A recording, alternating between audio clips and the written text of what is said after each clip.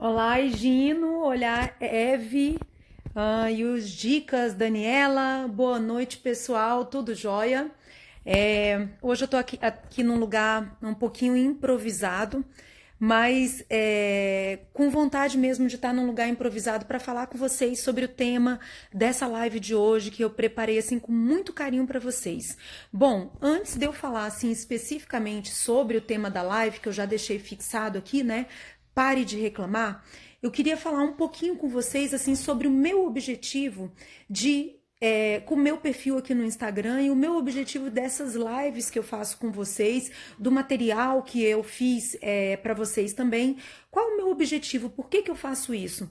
Bom, a gente vê aí no concurso público uma indústria de sonhos, mas assim, não é uma indústria de objetivos, é uma indústria efetivamente de sonho, de gente vendendo que é fácil passar, que é bonitinho estudar, que é tudo muito lindo. E eu, assim, depois de um tempo vendo isso, eu me senti um tanto quanto na obrigação de mostrar um pouco da realidade. Essa realidade de que não é tão gostoso estudar, de que não é fácil estudar, de que não é fácil passar no concurso. E eu comecei a estudar muito. Quem já me acompanha aqui um pouquinho de mais tempo já sabe disso. Eu passei a estudar bastante sobre a questão da neurociência, para entender o que diferencia tanto as pessoas que chegam lá, que passam, que conseguem êxito, que têm uma vida bem-sucedida, daquelas pessoas que não conseguem ir para frente, que não conseguem avançar nos estudos, que não conseguem ter êxito naquilo que fazem e que ficam ali igual um cachorrinho rodando ao redor do próprio rabo. Vocês estão me ouvindo bem? Porque hoje eu mudei de lugar, eu tô sem o fonezinho aqui, então eu tô sem saber se vocês estão ouvindo bem. Tá tudo bem aí?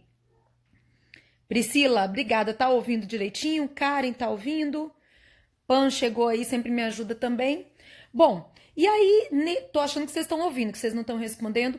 E aí, nessa busca, nessa caminhada de entender o que faz alguns alunos terem êxito rapidamente e outros alunos não saírem do lugar, uma coisa que eu vejo muito determinante e que faz essa separação de um tipo de aluno para outro é a questão da reclamação, de você estar ou não estar totalmente consciente das suas circunstâncias. Então, olha só, vamos começar falando um pouquinho dessa palavra, reclamar, reclamação. Clamar é pedir fortemente por algo. Reclamar é continuar a pedir essa coisa. É clamar de novo, é clamar novamente por algo que você, em tese, não deveria querer.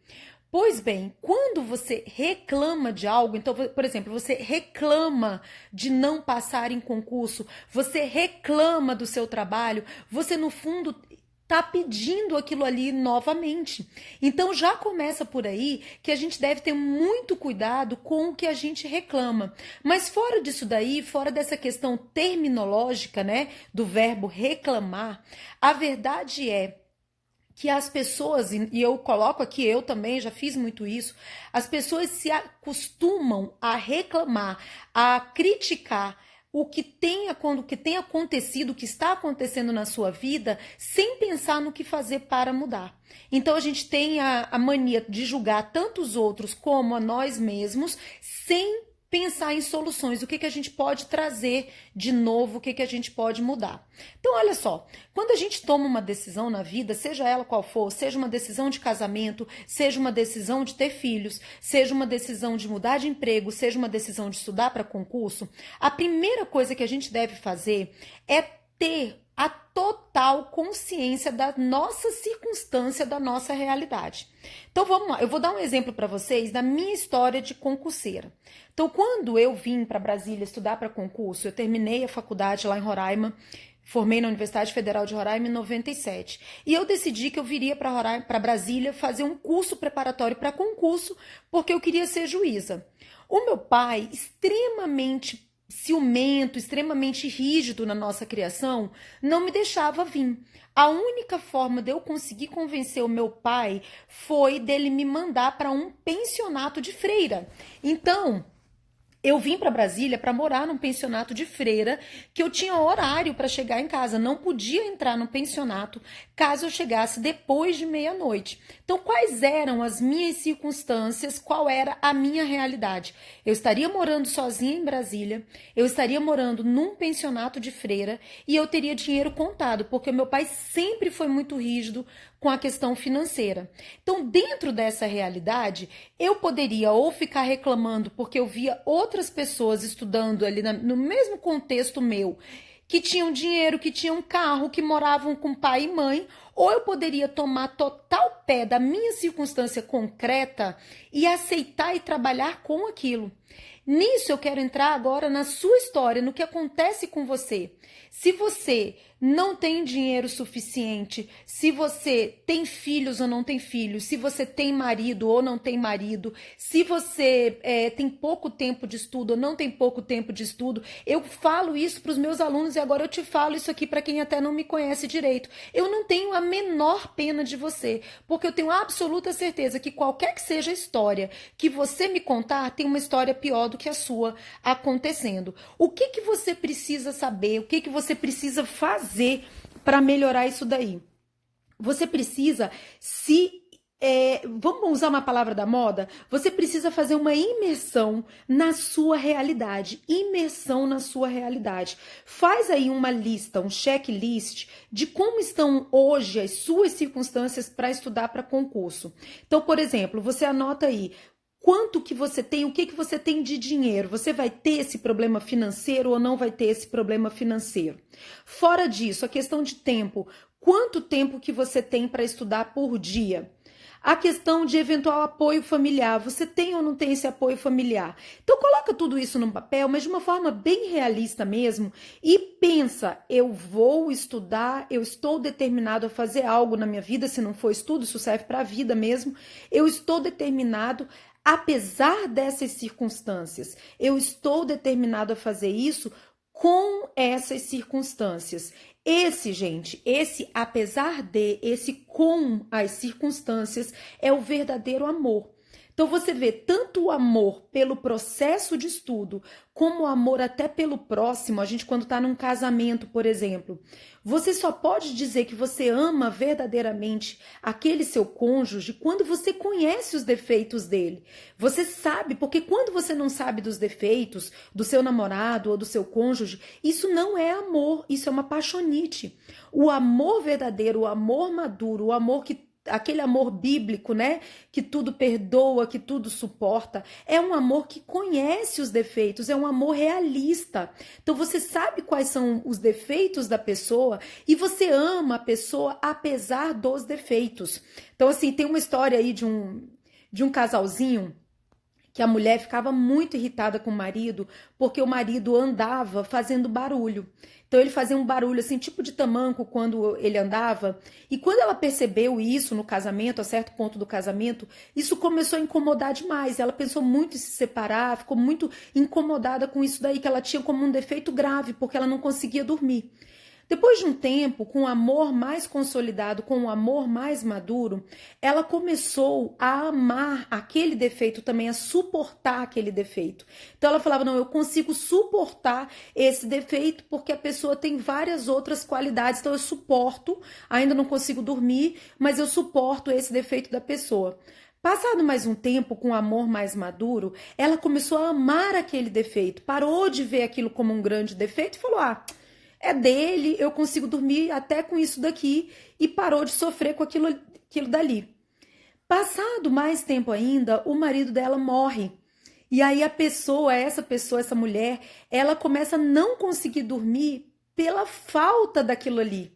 Ela começa a sentir falta daquele barulho do marido no andar de cima, andando com aquele barulho ali de tamanquinho. Então, quando você passa a amar aquilo que de início era um defeito, aí sim você tem um verdadeiro amor. E eu te proponho que você faça isso com o seu processo de concurso ou com qualquer outro processo que você faça na vida.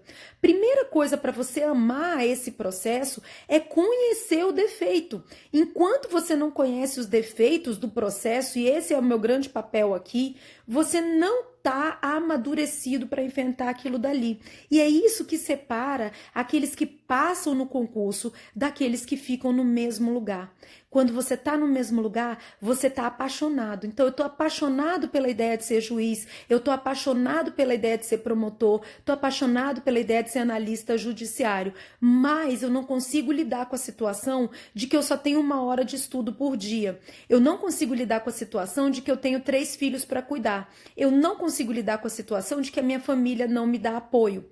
Quando você assume a sua realidade e enfrenta as circunstâncias concretas da sua vida, você começa a pensar, olha, eu tenho 3 filhos para criar, eu estou recém-parida, ou eu tenho uma esposa que depende financeiramente de mim, ou eu tenho um pai que é alcoólatra. Você conhece toda a circunstância e você consegue estudar apesar da sua circunstância. É o apesar de.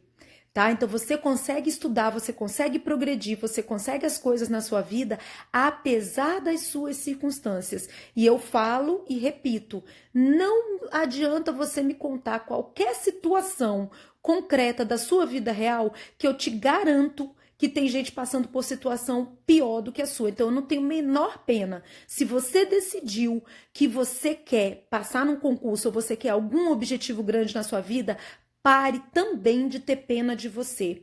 Quando você para de ter pena de você, você para também de reclamar. Então você fala, olha, realmente, eu tenho 2 filhos que me dão um trabalho medonho. Apesar disso, eu estudo. Eu tenho uma casa inteira que depende de mim. Apesar disso, eu estudo. Eu trabalho de manhã e de tarde. Apesar disso, eu estudo. E quando você progredir na vida, igualzinho a história desse casal que eu contei para vocês, você vai começar lá na frente, quando você provavelmente passar no concurso, você vai amar aquela circunstância. Hoje eu falo da época que eu morei no pensionato, nossa, na época eu sofri demais. Hoje eu olho para trás e eu falo, isso faz parte da minha história. Eu amo aquele sofrimento que eu passei, igual a velhinha que sentia falta. Eu fico até com vontade de chorar. Até a velhinha que sentia falta do marido andando e aquele barulhinho para ela, no final das contas, ela passou a amar aquilo dali, você também vai amar cada pedra que está no seu caminho, seja ela qual for. Cada momentinho que você passou difícil e que hoje você reclama dele, se você conseguir passar essa fronteira aí da reclamação e ir para um nível acima do apesar de, você vai chegar no momento em que você sai do apesar de e que você ama aquele espinho, aquele momento difícil que você passou. E aí, pra gente já ir caminhando aqui pro encerramento, quem quiser coloca a pergunta aí, pra gente já ir passando, caminhando aqui. Ninguém reparou que eu cortei o cabelo, fiz luzes, estou toda arrumadinha pra vir falar com vocês? Então, assim, quando você sai desse momento aí de você estar reclamando o tempo todo e se fazendo de vítima ou até sendo vítima mesmo, mas você, apesar disso, continua, você começa a perceber uma coisa. Pensamento sozinho não serve para nada. Então o pessoal fala assim, o poder do pensamento, neurolinguística, não sei o que. Eu já estudei isso tudo, gente. Isso sozinho não serve para nada. O que move realmente o mundo, o que faz te mover adiante, te passar para um nível acima, não é o seu pensamento sozinho, é o seu pensamento com ação. E aí, assim, eu não sei se vocês já estudaram um pouquinho dele, mas tem um filósofo que eu estou estudando agora, Tomás de Aquino, que ele gostava muito de Aristóteles, mas Aristóteles não acreditava em Deus. Então ele faz quase que uma releitura de Aristóteles, mas dentro da visão dele cristã. E uma das coisas que ele fala sobre Aristóteles é que Aristóteles fala que tudo é ação, que o que move o mundo é ação. E ele, Tomás de Aquino, fala assim, olha, essa ação realmente é o que move o mundo, mas essa ação, ela não pode se iniciar do nada. Sempre tem que ter uma força inicial para mover, para fazer você agir. E o ser humano por si só, ele não consegue essa ação, ele não consegue esse movimento. Então precisa de algo anterior ao ser humano para dar esse movimento. E Tomás de Aquino conclui dizendo que o que dá esse movimento, o que dá esse impulso, o que dá essa força, não é o pensamento, porque a gente sozinho não consegue, é Deus. Então, mesmo que você não acredite em Deus eventualmente, reflete um pouco sobre isso. O que que te faz ir para frente? O que que te move? O que que te gera uma ação? Porque o seu pensamento é importante. É bacana que você pense para frente, você pense positivo, mas se você não agir tal qual o seu pensamento, você vai ser um nada. Você não sai do lugar. Então você precisa efetivamente dessa ação na sua vida, ação junto com o pensamento. E não cai do céu, gente. Não espera cair do céu, porque se a gente não faz pela gente mesmo, nada se move, nada sai do lugar, nada é construído.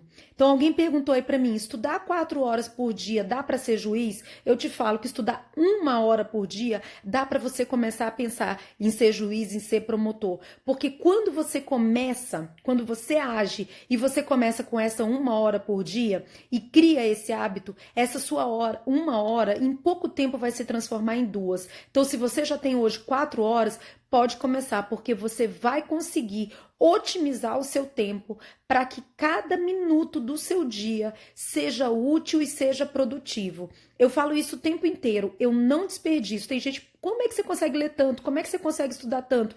Porque eu não desperdiço o meu tempo. Antes de começar aqui a live, minha irmã e minha mãe estavam aqui em casa, vieram aqui me dar um oi. E eu não desperdiço nem esse momento com elas. Se eu tô com elas, eu estou efetivamente com elas, eu quero conversar com elas, eu quero ouvir, quero falar. Mas logo em seguida, terminou aquilo dali, eu estive presente naquele momento, eu vou fazer algo que para mim me eleva, algo que para mim me leva para frente. Então agora já eu vou terminar aqui, eu vou preparar a aula de amanhã, que amanhã temos aula ao vivo, a gente vai falar de questões e processos incidentes e em seguida vamos falar de provas. Então a gente tem aula ao vivo lá no canal do Gran Cursos, de manhã, 7h30 da manhã.